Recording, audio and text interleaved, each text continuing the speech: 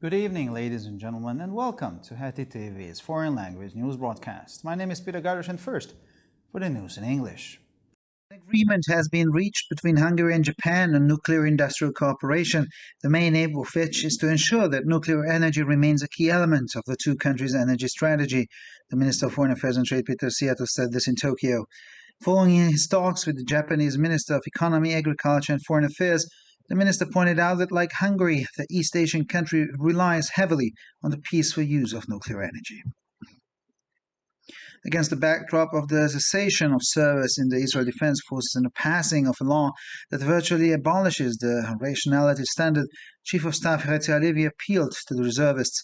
On Monday afternoon, the Knesset passed a bill to abolish the rationality scale in its second and third readings by a 64-0 vote. Thousands of Israel Defense Forces reservists have threatened to stop volunteer service if the law passes.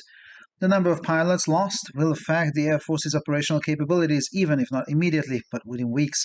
The practical consequence of their threat, if enforced, will be the loss of operational readiness of the Israeli Air Force. "We need you," the Chief of Staff said in the video. Russia is seeking to broaden its cooperation with African countries. Vladimir Putin wrote this in his welcome letter on the occasion of the second Russia-Africa summit. The Russian leader will personally attend a two-day summit in St. Petersburg, where most African countries will be represented. In his letter, Putin expressed the need for closer cooperation on trade and investment, food security, the fight against poverty, and climate change. In an emerging multipolar world, Africa is increasingly emerging as one of the poles, Putin said in his letter, stressing that Russia supports its African partners in strengthening their national and cultural sovereignty and in participating more actively in regional and global issues. Warsaw has lodged a complaint against Germany with the European Commission over illegal waste shipments to Poland, the Minister of Climate and Environment Anna Moskwa announced at a press conference in Warsaw. The minister said that 7 illegal landfills in Poland had dumped a total of 35,000 tons of waste from Germany in recent years. Warsaw has repeatedly called on the German authorities to remove the waste. Anna Moskwa said that Warsaw has lodged a complaint with the ECJ under Article 259 of the EU Treaty, the first stage of the procedure before the Court of Justice of the European Union. According to the Republican Speaker of the U.S. House of Representatives, the financial circumstances of President Joe Biden and his family need to be investigated and could even lead to the removal of the president. Kevin McCarthy told reporters in the Legislative Building that the House of Representatives Committee is continuing its investigation into foreign money coming into the president's family, which should be concluded and could rise to the level of removal proceedings. The politician first mentioned the possibility of the procedure in the context of the ongoing congressional investigation in a television interview on Monday, when he said that they are just following the path of information. And finally, for the weather, calm weather is expected in the evening. Tomorrow we could see partly sunny to cloudy weather. The temperatures will typically average around 12 to 17 degrees Celsius in the morning and 25 to 30 degrees Celsius in the afternoon hours. For further news, please visit our websites at www.hetitv.com or broadpress.com. Thank you for your attention. So much for the news in English, and now for the news in German.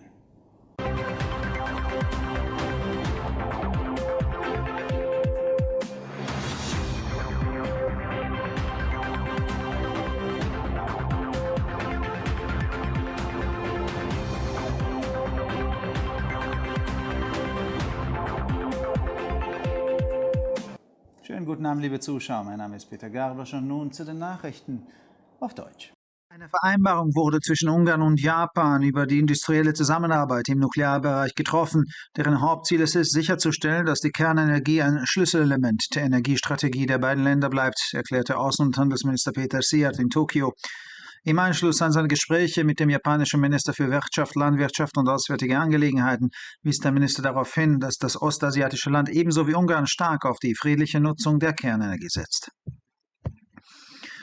Vor dem Hintergrund der Einstellung des Dienstes in den israelischen Streitkräften und der Verabschiedung eines Gesetzes, das die Rationalitätsnorm praktisch abschafft, appellierte Generalstabschef Herzi Halevi an die Reservisten. Am Montagnachmittag verabschiedete die Knesset in zweiter und dritter Lesung mit 64 gegen 0 Stimmen das Gesetz zur Abschaffung der Rationalitätsskala. Tausende von Reservisten der israelischen Verteidigungsstreitkräfte haben damit gedroht, ihren freiwilligen Dienst zu beenden, wenn das Gesetz verabschiedet wird. Die Zahl der verlorenen Piloten wird die Einsatzfähigkeit der Luftwaffe beeinträchtigen, wenn auch nicht sofort, so doch innerhalb weniger Wochen. Die praktische Konsequenz ihrer Drohung wäre der Verlust der Einsatzbereitschaft der israelischen Luftwaffe, wenn sie sich durchsetzt. Wir brauchen sie, sagte der Generalstabschef in dem Video. Russland ist bestrebt, seine Zusammenarbeit mit den afrikanischen Ländern zu erweitern, schrieb Wladimir Putin in seinem Begrüßungsschreiben anlässlich des 2. Russland-Afrika-Gipfels. Der russische Staatschef wird persönlich an dem zweitägigen Gipfel in St. Petersburg teilnehmen, bei dem die meisten afrikanischen Länder vertreten sein werden. In seinem Schreiben wies Putin auf die Notwendigkeit einer engeren Zusammenarbeit in den Bereichen Handel und Investitionen, Ernährungssicherheit, Armutsbekämpfung und Klimawandel hin. In einer sich entwickelnden multipolaren Welt wird Afrika immer mehr zu einem der Pole, so Putin in seinem Schreiben, und betonte, dass Russland seine afrikanischen Partner bei der Stärkung ihrer nationalen und kulturellen Souveränität und bei der aktiveren Teilnahme an regionalen und globalen Fragen unterstützt. Warschau hat bei der Europäischen Kommission eine Beschwerde gegen Deutschland wegen illegaler Abfallverbindungen nach Polen eingerichtet, teilte die Ministerin für Klima und Umwelt Anna Moskwa auf einer Pressekonferenz in Warschau mit. Die Ministerin sagte, dass 7 illegale Deponien in Polen in den letzten Jahren insgesamt 35.000 Tonnen Abfall aus Deutschland abgeladen haben. Warschau hat die deutschen Behörden wiederholt aufgefordert, die Abfälle zu beseitigen. Anna Moskwa sagte, Warschau habe eine Klage beim EuGH nach Artikel 259 des EU-Vertrages eingereicht, der ersten Stufe des Verfahrens vor dem Gerichtshof der Europäischen Union. Nach Ansicht des republikanischen Sprechers des US-Repräsentantenhauses müssen die finanziellen Verhältnisse von Präsident Joe Biden und seiner Familie untersucht werden und könnten sogar zu einer Amtsenthebung des Präsidenten führen.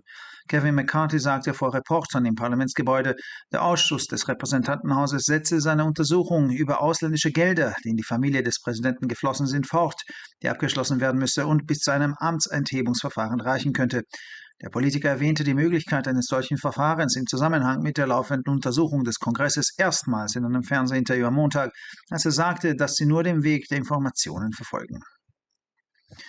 Und schließlich zum Wetter. Für den Abend wird ruhiges Wetter erwartet. Morgen ist mit teilweise sonnigem bis wolkigem Wetter zu rechnen. Temperaturen werden im Durchschnitt zwischen 12 und 17 Grad am Morgen und zwischen 25 und 30 Grad am Nachmittag liegen. Für weitere Nachrichten besichtigen Sie bitte unsere Webseiten www.hettitv.com sowie www.breuerpress.com.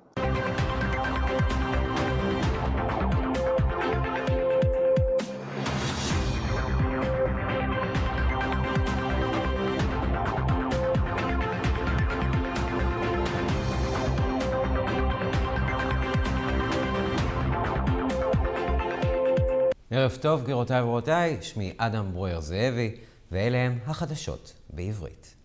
הושג הסכם בין הונגריה ליפן על שיתוף פעולה בתעשייה הגרעינית, שמטרתו העיקרית היא להבטיח שאנרגיה גרעינית תוכל להמשיך ולהוות מרכיב חשוב באסטרטגיית האנרגיה של שתי המדינות, אמר שר החוץ והמסחר פיטר סיאטו בטוקיו, על פי הודעת משרד החוץ. לאחר משא ומתן עם שר הכלכלה, החקלאות והחוץ היפני, ציין ראש המשרד כי כמו הונגריה, גם המדינה המזרח אסיאטית מסתמכת במידה רבה על שימוש שלב באנרגיה גרעינית.